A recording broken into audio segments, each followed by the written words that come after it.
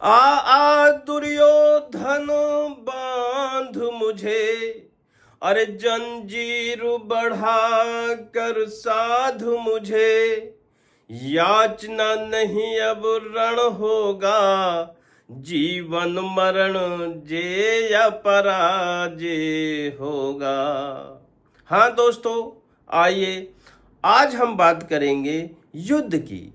युद्ध क्या है?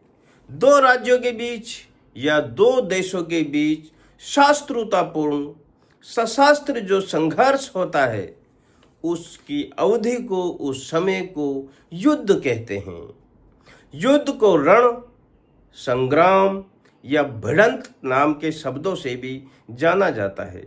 ये एक हिंसात्मक है, हिंसा होती है, जन माल की हानि होती है, और ये जो युद्ध है एक देश के द्वारा दूसरे देश के ऊपर अपनी इच्छा थोपने के लिए किया जाता है।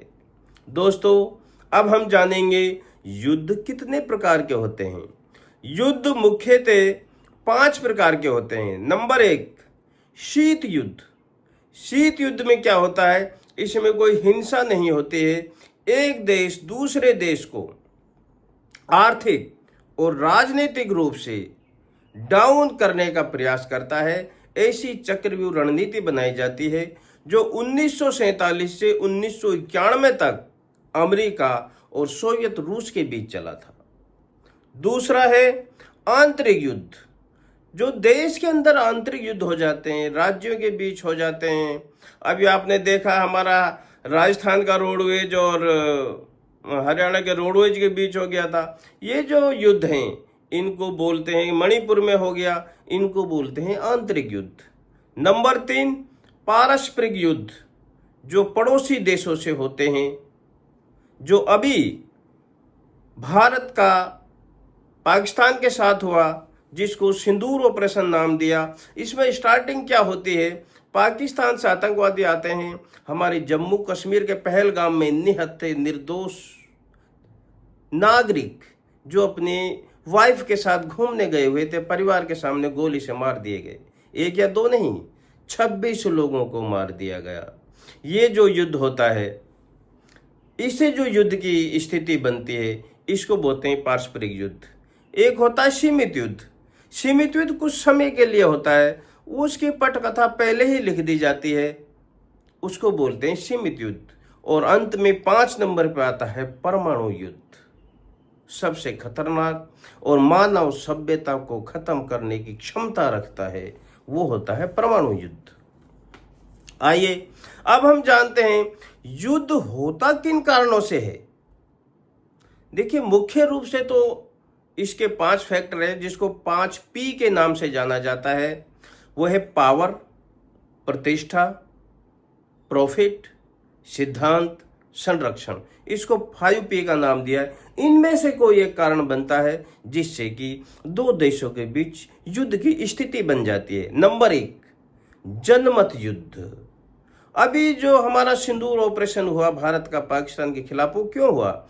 जब निहत्थे लोगों को मार दिया गया आतंकवादियों, तो पूरे देश में एक गुस्से की लहर हो गई। जनमत यानी पूरे देश उबाल में आ गया कि इसका बदला होना चाहिए। जब जनमत के विचारों को ध्यान में रखकर जो युद्ध किया जाता है, उसको कहते हैं जनमत युद्ध, क्योंकि वो सरकार को करना अनिवार्य हो जाता है, उससे जनमत प्रभावित होता है। दूसरा, मनोवैज्ञानिक युद्ध। इसमें क्या होता है?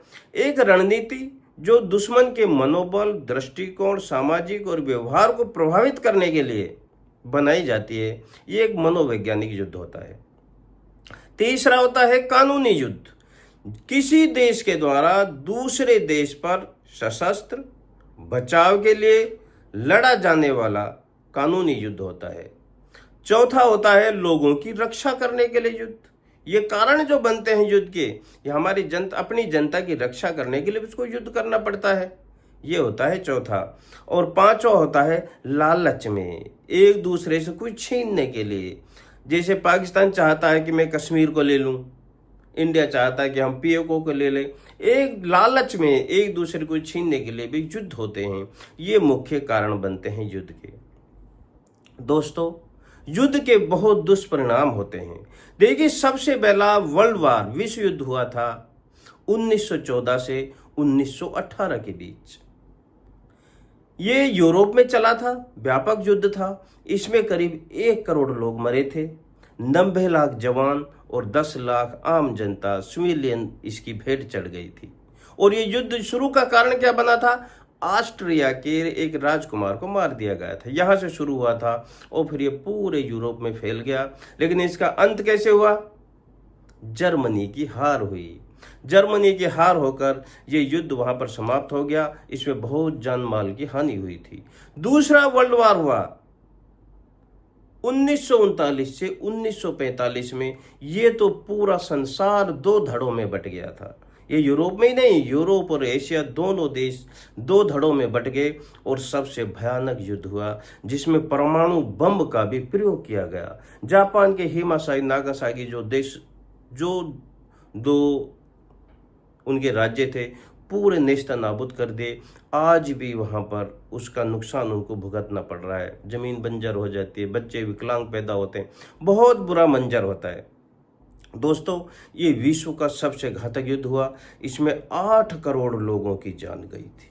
8 करोड़, सोचो उस समय की 8 करोड़ लोग।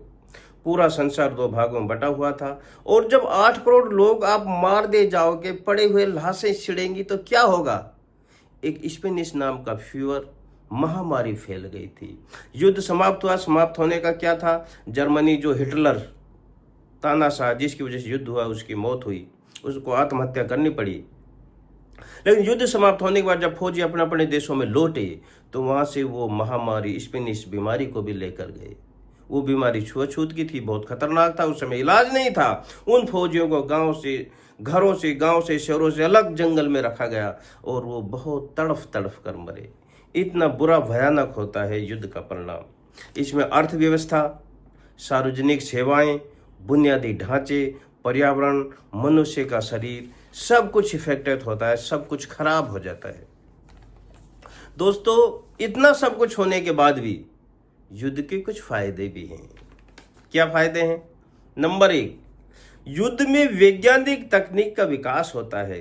कौन सा रेडार सही चला, कौन सी मिसाइल नहीं चली, किसने ऊपर तक जाना था तो सही हो जाता, ये एक सुधार होता है लड़ाई में। तो इसको हम कहते हैं युद्ध में वैज्ञानिक तकनीक का विकास होता है। देश प्रेम की भावना जागृत होती है। लोग एक दूसरे से पास आते हैं, जो के विचार कभी नहीं मिलते थे वो भी एक हो जाते हैं। ये फायदा है युद्ध का। जैसे जापान में देशभक्ति की भावना इतनी जगी, सेकेंड वर्ल्ड वॉर के बाद वो इतना मतलब पूरे देश को जुनून हुआ। अब तो दुनिया ने समझा कि जापान तो खत्म हो गया, लेकिन इतनी सुदृढ़ सबलता से वो आगे बढ़ा कि महाशक्तियों के बराबर आगे खड़ा हो गया, कि जज्बा अलग पैदा हो जाता है। ये होता है युद्ध के फायदे। ये नए विचारों और सोचने की तकनीकों में मदद करता है। युद्ध दबी हुई आक्रामकता और हताशा को दूर कर देता है। जैसे आदमी को बुखार चढ़ता है ना, बुखार से पहले बड़ा अकड़ के चलता है। जब 3 दिन बुखार चढ़ जाता है तब उसको मालूम होता है अरे इंसान तो कुछ नहीं है। ऐसे युद्ध होने के बाद इंसान की आक्रामकता और हताश खत्म हो जाती है। ये इसके फायदे हैं। देखिए, युद्ध एक न्याय के लिए किया जाता है, लेकिन हमारे देश में जो सिंदूर ऑपरेशन हुआ उसको कोई परिणाम नहीं निकला, बहुत दुखदायी रहा। हमारे 26 जवान नागरिक सिविलियन मारे गए, 26 से ज़्यादा हमारे आर्मी के जवान मारे गए। नुकसान हमारा हुआ और हमने ही उसको बंद कर दिया। इससे पूरे देश में बहुत दुख है। दोस्तों, युद्ध क्यों किया जाता है? ना कि भयानक है, ये नुकसान होता है, लेकिन कभी कभी युद्ध बहुत बेहतर विकल्प लेके आता है, बहुत जरूरी हो जाता है। हमारे जो धार्मिक युद्ध थे वो आधुनिक युद्ध के समान है। वो यही बताते हैं कि जरूरत पड़े तो युद्ध करो, युद्ध नहीं करोगे तो कुछ हासिल नहीं होगा। हमारे सिंदूर ऑपरेशन में एक देश के लिए बहुत बड़ा नुकसान और एक शर्मिंदगी देश को एक तरह से झेलनी पड़ रही है। इसलिए मैंने आपको ये थोड़ा बताना चाहा कि युद्ध करो, सफलता पूरी तैयारी के साथ जब कदम बढ़ा दिया तो पीछे नहीं हटाना है। ये मकसद होता है युद्ध का। तो दोस्तों आज इतना ही। यदि आपको हमारे विचार अच्छे लगे तो हमारे यूट्यूब चैनल है रीडिस्कवर भारत, पुराने भारत की मान्यताओं की खोज, वो गुण जिसकी वजह से हम विश्व गुरु थे। क्या थे? धार्मिक, हमारे जो धार्मिक युद्ध क्या सिखाते हैं? अपने अधिकार के लिए लड़ो, चाहे अपना ही क्यों ना हो, पीछे कदम नहीं हटाने का है। तो आज इतना ही। जय हिंद।